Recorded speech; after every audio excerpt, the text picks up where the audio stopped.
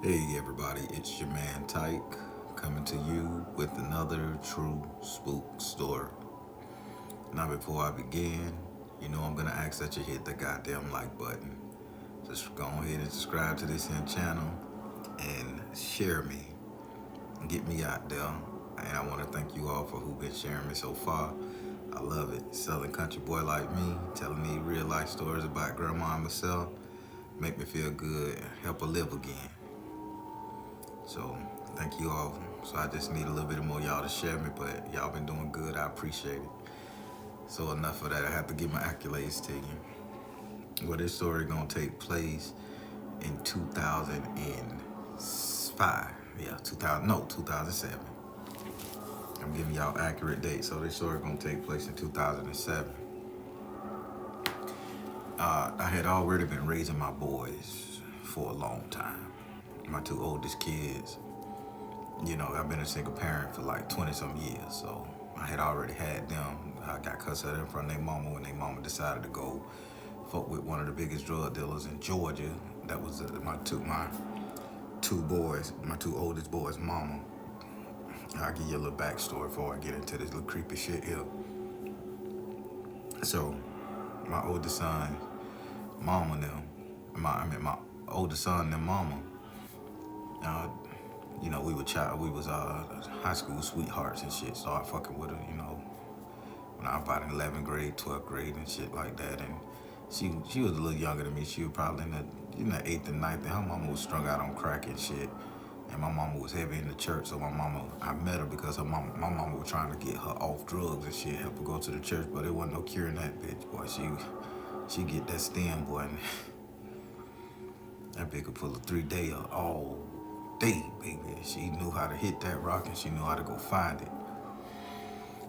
So while my mama was over there, trying to pray for her and cast demons out of her in the living room and shit, I'm back there with my baby mama. One thing led to another. They out there Jesus and ended the shit up, and I'm back there laying dead. I'm 18 years old now. Got my nuts cracked. I'm showing off. So she decided she grew up to have the same tendencies her mama did, heavy on the drugs, the ecstasy, the not crack, just the ecstasy and the coke and the weed. So she had got heavy into that, so it didn't work out. So when my kids turned like 3, 4 years old, probably 6, she went up there and started fucking with one of the high end drug dealers in Brunswick, Georgia, named B. So B ended up, making us sick, and I'll leave it at that. But the kids were with me. So now I have been raising my kids, my boys, for a while since then. She dropped them off at my doorstep, said, I'm young, pretty, I want to live my life. You take care of them, bitch, whoop, whoop, da-da-da. And she went and got herself in some trouble. So now I'm raising them. I'm just not getting out of the gang, people. So, I wasn't too nice myself. So I'm just not getting out of a gang and shit. And I'm like, damn, what I'm going to do with these motherfucking kids, So my silly ass got the kids at the club with me. I'm driving, the blue Buick to the club and shit. And they in the car. So I, little chick I was messing with, I was like, hey, how about you? She was a good girl. Little chick I'm messing around with. I said, hey, sit in the car. I had hooked the battery up in the back of the car with a TV and a PlayStation, one of them Nintendos. I don't know what game. Probably Sega Genesis. I don't know. But so the kids had, I get them chips, candy, sodas, and chick would be in the front seat. Probably, we didn't have those real nice phones like we got now, so she'll probably be watching TV, or she'll probably go to sleep in the chair, and I'll be in the club drinking, partying, doing my thing. It was a lifestyle on judgment. So, one day I got caught up and motherfucker came to me and they put a gun to my head. They like, yeah, bitch, we got you now, fuck nigga. They coming at me. But I looked over at the car and I seen my two little boys, and I kind of gestured to the cats who had the gun in my face and shit, like, nigga, my kids in the car, don't do this shit in front of them chilling, right? And, we in the South, back in the day, we were pretty respectful, like, fuck nigga, catch you slipping, nigga, you mind. So that happened, and they let me go and shit like that. So I realized I had to get out of this whole gang life shit. So I ain't gonna tell you what gang I'm in, but I went and, talked to my people, whoop whoop, did something. In about 3-4 months, I'm out of the gang. So now I'm out of the gang, I'm doing good. Working a job, warehouse job, moving up to warehouse manager. I'm doing everything right by the book, people. I'm trying. It is what it is, I'm trying. So as I get to trying, my other baby, I meet my daughter's mama. I ain't gonna say her name. I meet my daughter's mama. And my daughter mama, I like a ratchet bitch. I ain't gonna lie, I was in the club myself, so back in the day, I loved that drama shit. Oh, if we sitting up there fighting and shit, and as soon as we get in the highs, you slap me, I slap you, I'm choking you, you choking me, we fucking just like that, and next thing you know, bitch, we sleep on each other, and that toxic little wake up, bitch, who you on the phone with? No, who you on the phone with? Taking her phone, flushing it down the toilet, trying to, throwing the bitch out the window, dangling, hiding her shit, hiding her drawers and her shit so she couldn't leave the house, some dumb shit. It was toxic. So her mama had went and started fucking with one of my homeboys named Peter. Peter was a local drug dealer. So me and my daughter mama fell out and shit. So when me and my daughter mama fell out, she started fucking around with the bad boy. I'm still trying to be a good dude, work hard, take care. So when me and my daughter mama split up, I didn't know she was pregnant. So then she left, she came back, she was pregnant. So it could be my jit, it could be Peter jit. But either way, I had took her back because I ain't gonna lie, I like what she was putting down. So we got into a little fight, whoop whoop, yak yak. I got she said I hit her, police was involved. Dumb shit. And I ain't even hit her. It was just, she just was like, a bitch, if I can't have you, nobody can type shit. And so, boom. Now your boy all out. So she ended up having one out for her arrest or some shit she did when she was fucking around in Winter Garden up the road from us. So even though she called on me, they took her ass down there too. So now she in the jail. So now my foolish ass, I get out, I bond her, I come back to the house, I tell her we can't do this no more. I'm trying to be a good dude, I'm trying to change. And so we split up. So now I know she pregnant. So she split up. She said she was gonna live with her people in Winter Garden. I said, cool, I'm right up the road. You need me, baby, come out here, I got you. So she had traveled to St. Petersburg and shit like that. So when she moved to St. Petersburg, she didn't let me know. So while she was up there, she would come down here and fuck with me because I had started fucking with somebody else. She would come down here and fuck with me, fuck up my cars and shit, scratch up my Camaro, fucked up my Crown Vic, broke windows. So I'm trying to do the right thing. So I called the police on her, got to get a restraining order put on. I'm doing everything right. So she ended up going to jail. She ended up being put on like probation and all that shit there because she kept violating the restraining order. She fought 3 or 4 police officers. She say that shit ain't nothing but a piece of paper. I'm gonna fuck with him. Nobody can have him. She was on that level. The judge like, you crazy? If you come in. So after about a year, she finally calmed down and started fucking with somebody else. Now we cordially done split. Now my daughter, 1 year old, 1.5 probably.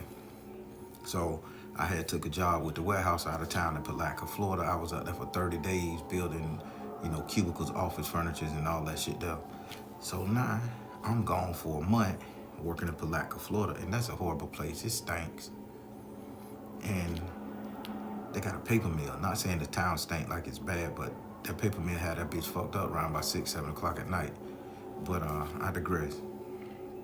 So while I'm in Palatka, Florida, she get arrested for violating her probation.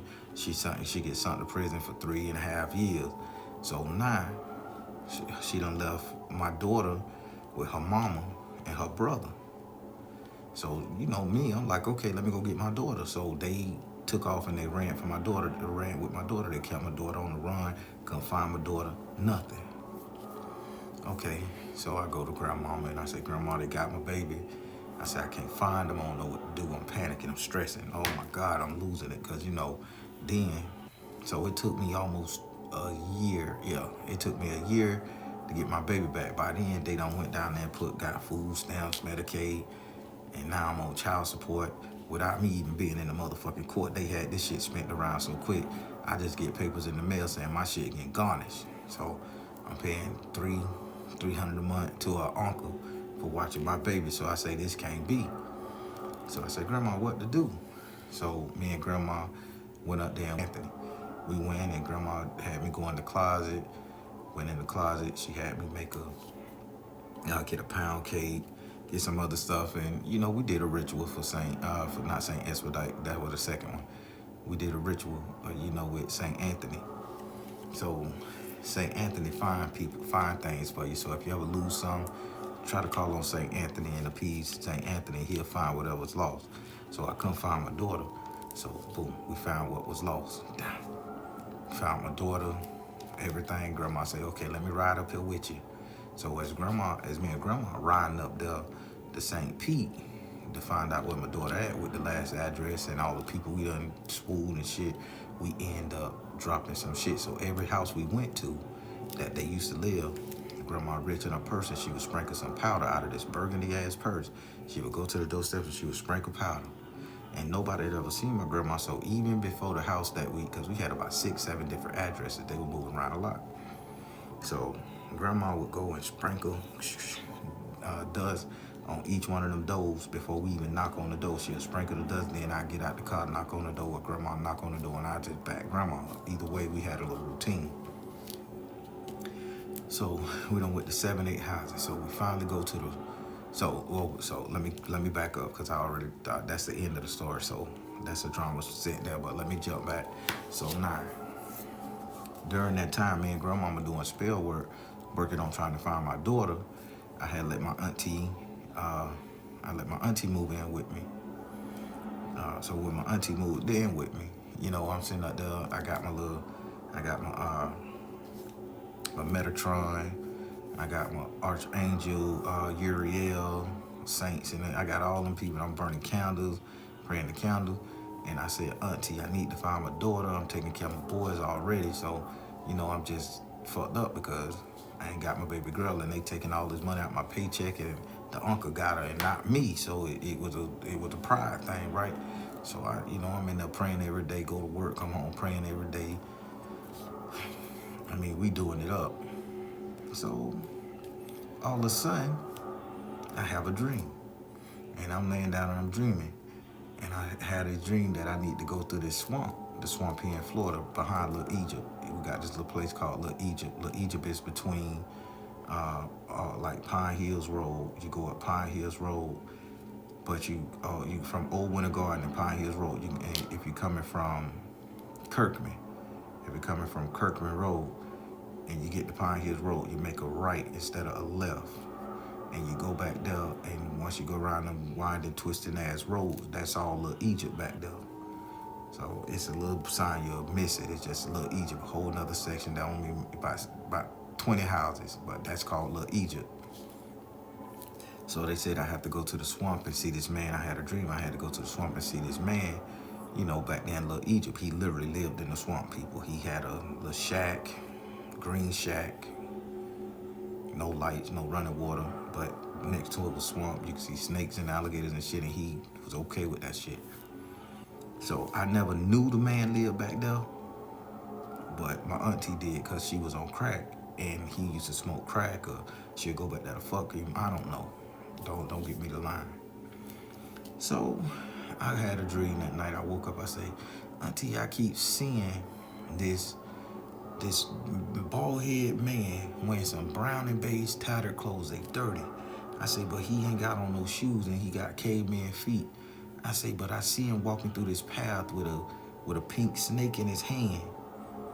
And she was like, you lying. She was like, Tack, you lying. I say, no, Auntie. I say, I had the dream like 3 days. I say, and every time I pray to find my daughter, I say, I dream about this man. And she was like, come here. She said, follow me. So we get out the house and we go walking, back to the swamp. She said, don't take your car.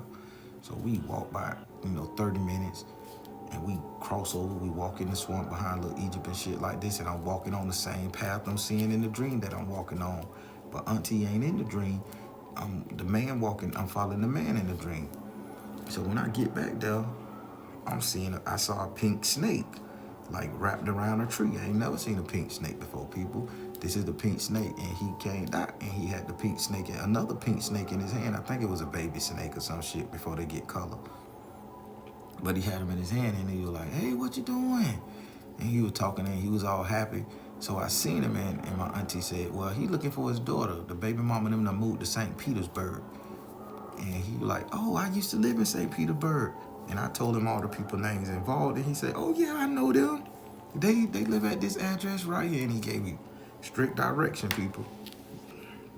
So I say, okay. So I called Grandma. I say, "Grandma, I got the address. This man just came down there." I say, "Auntie know him?" And she like, "That crackhead bitch, a daughter of mine, you gonna believe her?" I say, "It came from him." And she said, "Did you pay him any money for telling you?" I say, "No, don't. If you would have gave me something, I would have said he conned your ass. But if he say it's true and you believe it, let's go." So Grandma get off work, we float down that bit. It's nighttime, because I took her down there twice with me. So we float down that motherfucker. Grandma walk up to the door, sprinkle a little dirt around the bitch, and whatever she had in her pouch that we done did several times. Then we get in the car, take her back. She got to be to work, because that's a 2-hour drive. So again, I'm jumping to the edge. I got to finish with the little swamp man. So swamp dude come out, and he talking to me with the pink snake. He tell me what's going on, and I give him the names and everything, and he like, "Yeah, I know them. Here they go, boom, boom, boom." So now, as I turn around to walk away, he says, "You ain't gonna leave something for me?" I say, "What?" And I say, "I ain't got no cash on me, man." I say, "I ain't got no cash and no money." He say, "No, I ain't looking for no money." He said, "You ain't gonna leave something for me?" He was looking for crack cocaine. Because Auntie told him, if you help him out, he gonna make sure he give you something. He gonna make it worth your while, because he generous with the spread. So I said, "Okay, I got a little bit of crack on me." So I said, "Okay, here you go." So, but he wouldn't take it out of my hand. He told me to set it under the tree next to this pink snake. And I said, "Well, I'm afraid of snakes." And he like, "That's a baby. It ain't gonna bite you." But the mama it was another snake next to it, just as motherfucking big. So, the crack was still in the little sandwich bag and shit. So I tossed it over there, and a snake came down off the tree after I backed up about 6 feet. Snake came down off the tree, and the snake curled around the crack and just sat on it. He sat on the crack, and he started laughing. And after he started laughing, he took the baby snake and he tossed the baby snake in the air over there by the bigger pink snake. So 2 pink snakes right there, and both of them just start like curling up next to each other and shit like that. So I'm like, man, this is some bullshit. So he get to talking, and then he gets to walking, and told me, he said, "Follow me." He said, "Cause right now," he said, "y'all can't walk," because we had got there like 3:34, and by the time we left, it was like 6, 7, so it had get dark. And he said, "Let me walk in front of you." He said, "Cause if I don't walk in front of you, all these snakes and alligators gonna get your ass." So I'm like, nigga, we'll see a snake and outrun a snake. So I kid you not, as we walking past in this little swamp, man, I can't fucking make this shit up. In this little swamp, I'm seeing like a goddamn giant boa constrictor, Loch Ness monster type anaconda bitch. Ice Cube got chopped up in that movie he did. I could just see the cords of the motherfucker coming in and out the water. Big giant motherfucker snake to the left-hand side of me. And then I'm looking to the right-hand side of me. I'm seeing all kind of snapping turtles and all kind of reptiles, alligators, but they were small. And they just like looking at us walk past on the path. And then it's a couple more little snakes just, lining the path, but they not messing with us. They would wiggle off into the woods when we come to them. But he was in the lead, and he just kept laughing, ha, ha, ha, ha, ha, ha, ha, ha. So then one snake was still on the path. That snake was pretty stubborn, and it didn't want to move, so he bent down, he picked the snake up and shit, and he held it in his hand just like he was holding a pink snake in his hand in the dream, like long ways, and the bitch was draped over, and he was dragging the snake tail, and he was like, "Come on." So, I'm still afraid of snakes at that time. So I said, "Okay," and I'm seeing and I said, "Damn, this is just how I saw him in the dream." So he was stomping, no shoes on, so he picked the snake up, and the snake was in his right hand, and he turned and he pointed like, "Y'all going through there?" Ain't no more animals like that right here.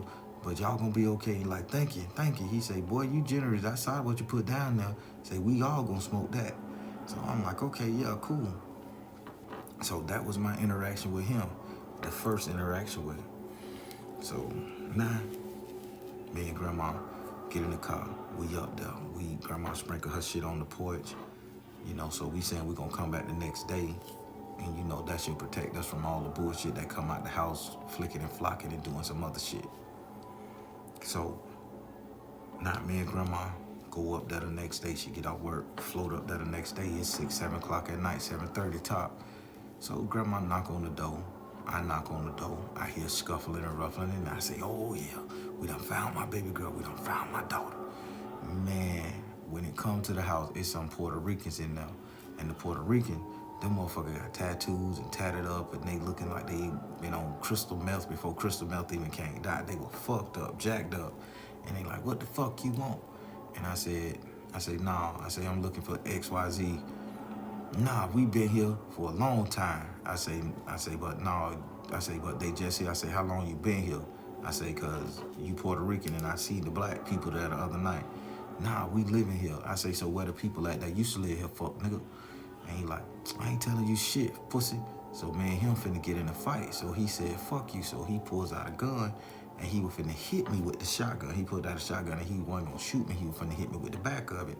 So when he went to hit me with the back of it, like he raised the gun up, and people, I can't make this shit up. He raised the gun up and he went to hit downward on me, but it was a barrier stopping him from hitting me in the head, because I swear he would have got the jump on me. He would have took my ass out. So grandma said, bitch, I dare you. I dare you. So grandma done pulled out the 32. She like, I dare you, motherfucker. So grandma done pointed at the house. So now he's still trying to hit me in the head, because he done tried to stomp me like 3 times in the head. I mean, come down on me with the butt of the shotgun 3, 4 times, but I'm not paying attention, because I'm trying to look in the house to see if my daughter them in there or if her people them in there. I'm not paying attention. So I finally look up and I see him coming down, and he had the look in his eyes like he was demon possessed, black eyes and all that shit. So, then I jumped up and I swung on him, pop. And when I swung on him, I fled back behind grandma, and I took the gun out of her hand. I said, grandma, get behind me. So I'm pointing at him, and he was like he like spaced out. It was like out of his mind.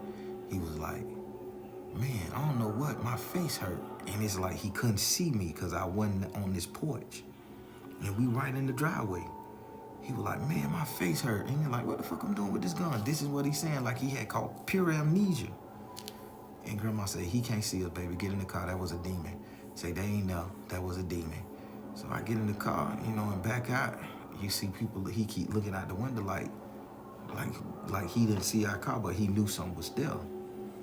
So I said, grandma, what we gonna do now? I say, I'm tired of this, grandma. I said, I'm tired. I've been looking for my daughter for about a year, man. I'm tired, I'm hurting. Grandma said, don't give up faith, don't give up faith. We done did this spell. You just, every day is one step closer. Every day is one step closer. So now I go back to the dude. This is the second time I'm fucking with the swamp man. So this time I go back there by myself. And I know how to pay spirit, because he ain't nothing but a swamp spirit to me, even though he flesh and blood. He won't crack, he want to get high. So I come back there with some gin, and I come back there like I'm taking an offering to, the Papa Leg Bar or some shit. Gin, I brought him a fruit basket from Publix. I went and got some crack, got about $60 worth of crack this time go round. And I walk back there, and I do the same year my auntie did. She said, yiki, go. I kid you not, yiki, go. And I see him stick his head out, and when he stuck his head out, he come out the door and he had a butcher knife in his hand this time. He like, hey, young buck, what you want? Tight? You tight, right? I said, yeah. And what you want, boy? I say, I went up there, but some Puerto Rican living in the house. He said, yeah, man. He said, yeah, man, people don't know how to keep up shit out there.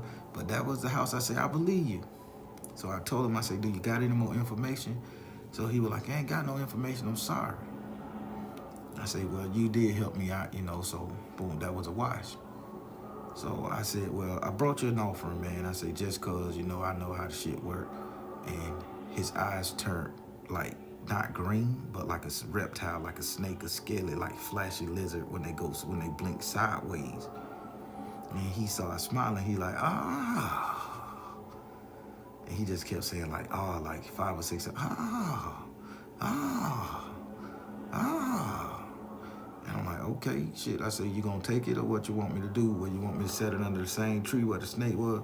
He said, different time of day. He said, take it up there, put it on the porch there yonder. I said, okay. So, I took it and set it on the porch. When I set it on the porch, I looked under there. It was a bunch of like anaconda eggs or boa constrictor eggs, and the snake was coiled up with them. And I just set them right there next to it because I knew the snake wasn't going to bite me because he was there. And so I said, all right. He said, why are you all right? So I put the crack there. I put the gin there. And he said, go get the gin, bring it to me. I want to drink it now. And so I said, okay. So then when I got the gin, I brought it to him. And I'm thinking, okay, this nigga finna try some shit because he still got a butcher knife in his hand. So I'm ready to reach and bust his ass with this motherfucking 38 I got.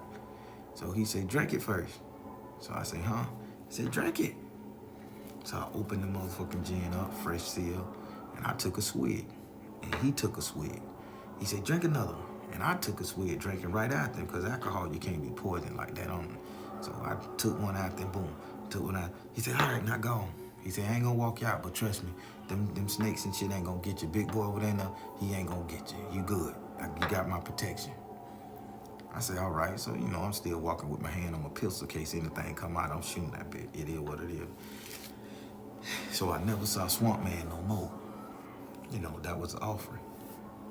So now, it's about 3-4 more months. I ain't putting grandma on the road like that. She got her own shit.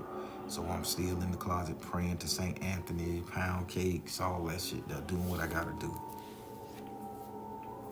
So now I get a call from the Olmerton Children's Hospital, not a hospital, the Olmerton Children DCF from Olmerton. Because I had went to court. I was fighting a court case here too. I had hired an attorney named Orsini, piece of shit. So the judge, I had went to court because I had did magic to get cuss out my daughter and shit. I did some real heavy spells and I was talking a lot of spiritual energies. So it is what it is. So I went to the judge and the judge signed the order. And on the order, he said, any agency that knows where this baby at, you're supposed to give it over to the state. But bruh, here in Florida, they didn't want to give up the baby like that. They was like, oh, the uncle got the baby. He been raising the baby for 1.5 years, 2 years now.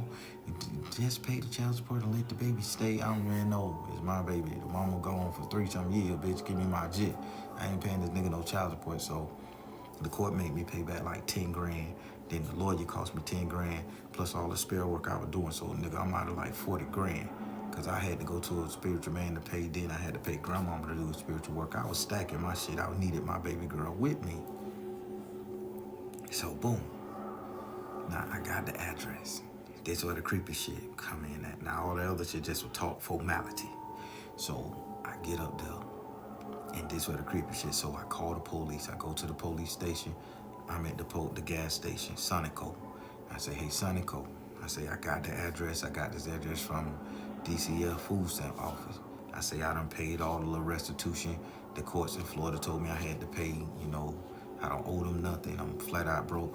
I say, well, officer, I got this paper. I say, y'all, I'm finna get my baby, but they say I need to call one of you guys to escort me. Cop made me wait like 30 minutes. I'm by myself, rolling by myself, people. This shit is finna get real spooky and crazy now. And I ain't finna hold nothing back. If y'all wanna judge a bitch, y'all judge me. I don't give a fuck. So the police come up there to the motherfucking stove. Grandma done gave me the little pouch. It smelled like cinnamon and nutmeg and some shit like that. It smelled real holiday-ish, sweet, put you in the mind of Christmas. And she got the pouch. So she told me before the police come, make sure you sprinkle that on your hand, dust yourself off with. Say when you go to the house to get the baby, dust that motherfucker in the yard. When you get out the car, just dust it. So I got to the gas station for the police officer. I'm dusting the whole motherfucking, dusting the car, dusting where he may park. I'm just sprinkling, throwing the shit.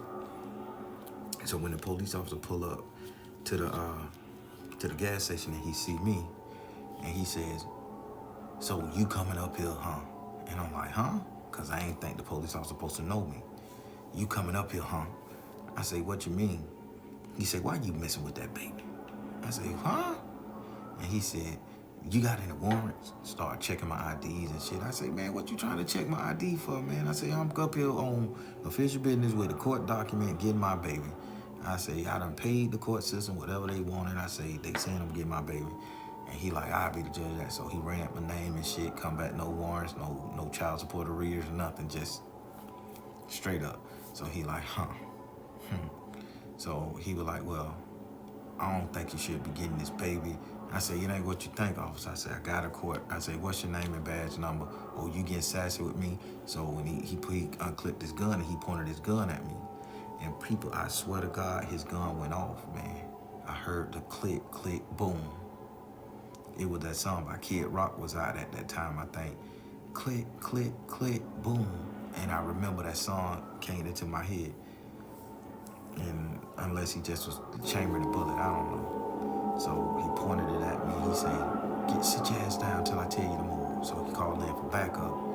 And when he called in for backup, this white cop came and said, well, the paperwork legit. I just called it in with the courthouse.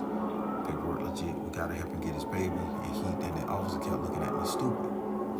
Like, I don't like you, motherfucker. You dope dealer. You this. He was just looking at me all kind of way. So good thing I sprinkled that powder, because I think he would like put me in jail, arrested me on some false charges, because he knew these people. So when he go to the house, he knock on the door. I'm sitting out there, I had got a baby seat and everything. I was prepared. So when they come to the house, I just keep in mind, I got out the car because I got there before him. And I ran up there because he was taking his time. I ran up there, sprinkled the shit on the door like Grandma said, and I ran and got back in the car. I don't know if they heard my footsteps or not. But when I talked to my daughter about it, she remembered that day vividly. She said her uncle told her to go hide inside the little Barbie doll, dream doll, zip-up tent they had in the room for her. So when the police came down, he knocked on the door. He talked to him a little bit. When they talking to him, they looked in the car. He pulled out his gun and he aimed it at me sitting in my car. While a white police officer, and the white police officer like, what the fuck going on? So the white police officer come over there and talk to me. And the white police officer say, why is there a bullet hole in your windshield? I said, I don't know. I said, I just got the car. And he like, I said, I didn't pay attention. He said, no, this is, he stuck his finger there. He said, there ain't no rust on this. This happened today. And I said, oh. But I didn't tell him that the officer shot at me at the gas station. I didn't want to say that, okay, the bullet missed. Grandma Magic was working right. So I said, I don't know. But then I looked at his boy, and then he looked up there at his boy and saw that his boy done hosted a gun, and he was pointing at it as he was talking to the people, laughing and shit. So the officer said, well, they say she ain't here. I guess you gonna have to go on about your business and try this next time. And then the white officer said, something ain't right. So the white officer went up there with the paper and said, oh, you so-and-so and so-and-so, and you the person on this paper. Yeah, he said, this paper serves as a warrant. We got a right to search the resident. While the officer was in there, he go to creepy shit people, check me out here. While the officer was in there, the black cop came back to me. And he sat up there and he pulled out his little nightstick, not the gun this time. And he like went to hit my tail light of my car, like to break the tail light. He couldn't hit it. He swagging that bitch back down. I mean, he like, pow, pow, it ain't breaking. He goes to the other side, pow, pow, it ain't breaking. Then he go to the window. He want to hit the back window. So I get out and I say, officer, what the hell are you doing, man? What did I do to you? And he was demon possessed too.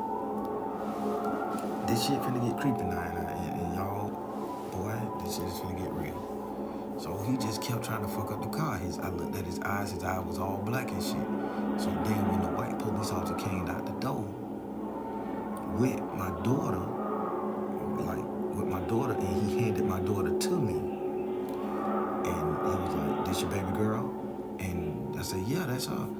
And he asked her, you know this man? And she said, that's my daddy.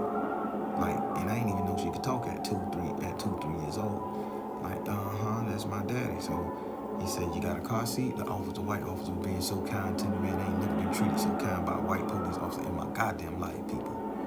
The black cop was demon possessed. So I said, yes, sir, I got the car seat. He put the baby in the car seat. He checked to make sure it was strapped down. He made sure she was strapped down enough. And he locked it down. He said, well, I want you to get in your car. And he said, I want you to get on that highway and don't you stop.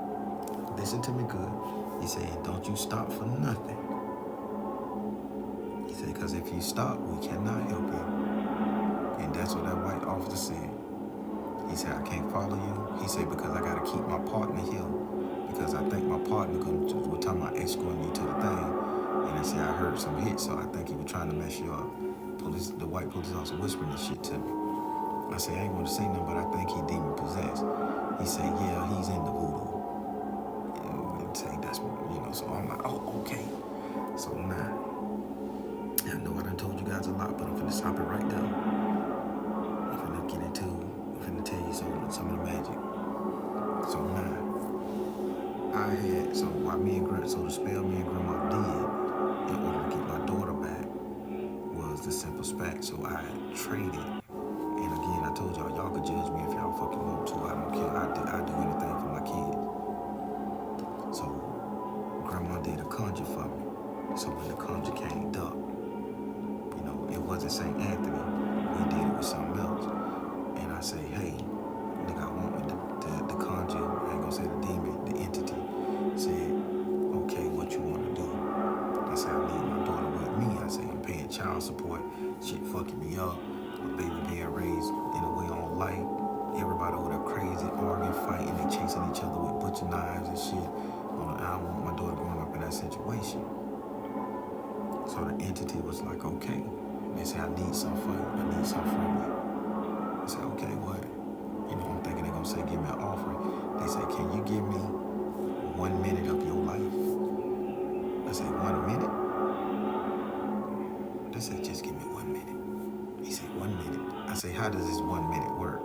See, at this time, Grandma left me in the dark room, with the entity, because she can't be around it. She covered her face, even after she cast the conjure spell, and only I was able to see.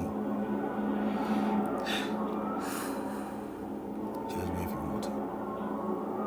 So he said, I want 1 minute. I said, how this minute gonna work?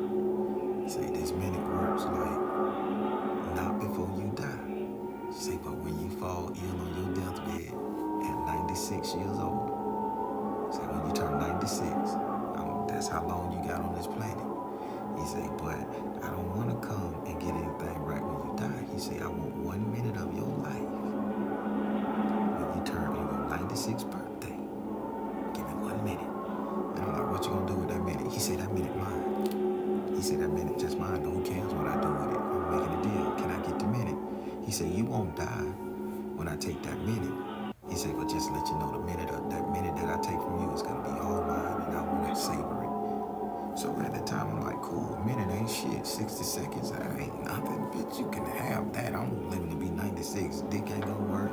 At 96, bitch, I don't care what you do. You already told me, bitch, I'm Gucci.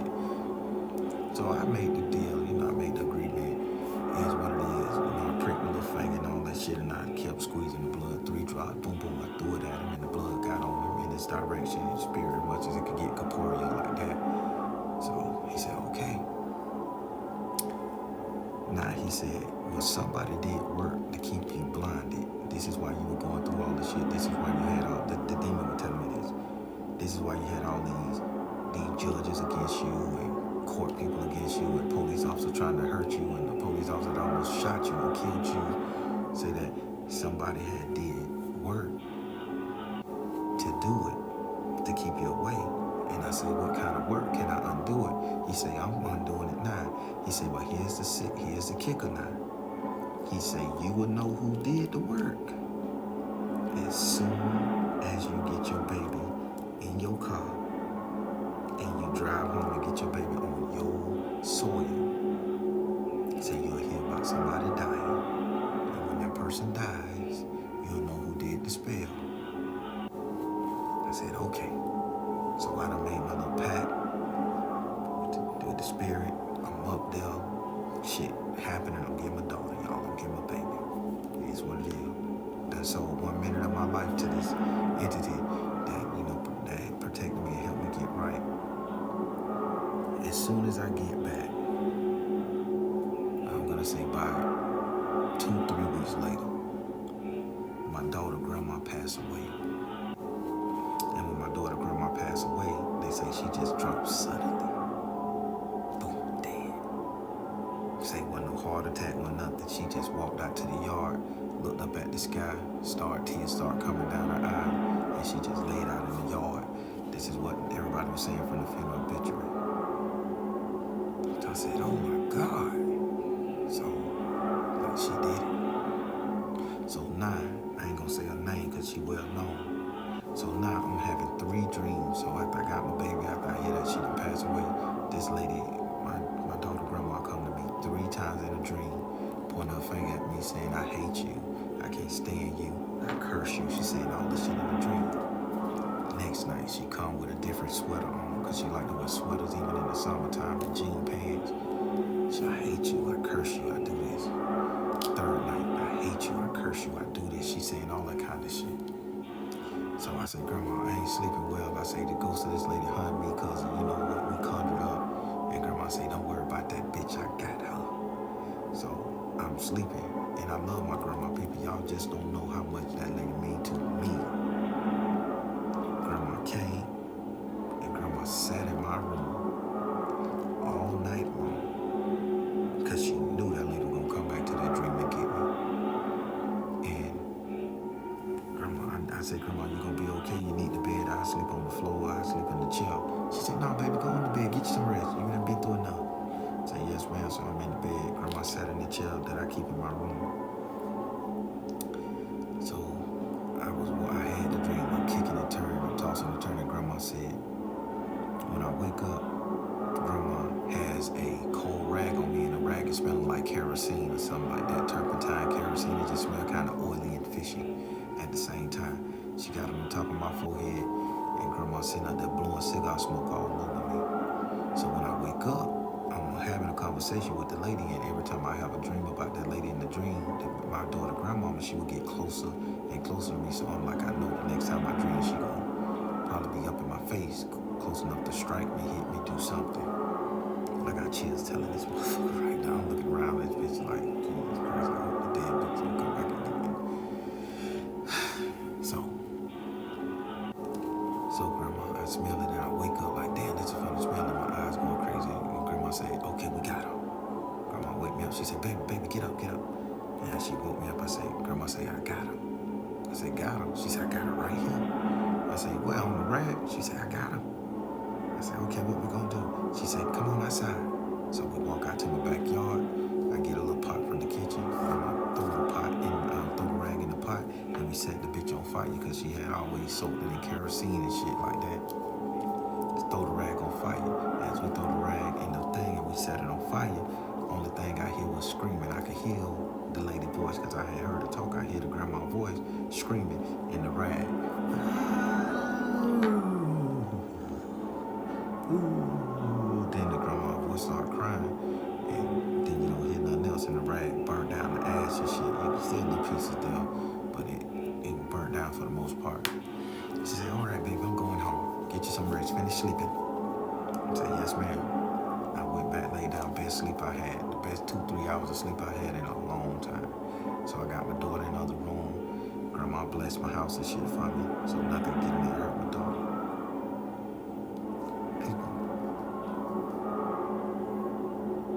I'm gonna stop it right there because I done gave you guys too much. I can talk about this in a recap. If you guys got questions, please have questions. Don't just throw no random shit up there because this is a sensitive one to me. A lot of moving parts with this story. But yeah. I did some strange things to get my daughter. So 1 minute of my life gone on my 96th birthday. Don't know what it gonna do with it. Then, I mean, as long as it ain't gonna kill me, you could take that 1 minute and probably fuel up his fight for whatever. I don't know. 60 seconds. Earth time. That's the only deal I ever made with the spirit people, and I'm being honest. Judge me if you fucking want to, but I do anything for my kids. Even go down the hill and beat the devil ass. You got me? It is what it is.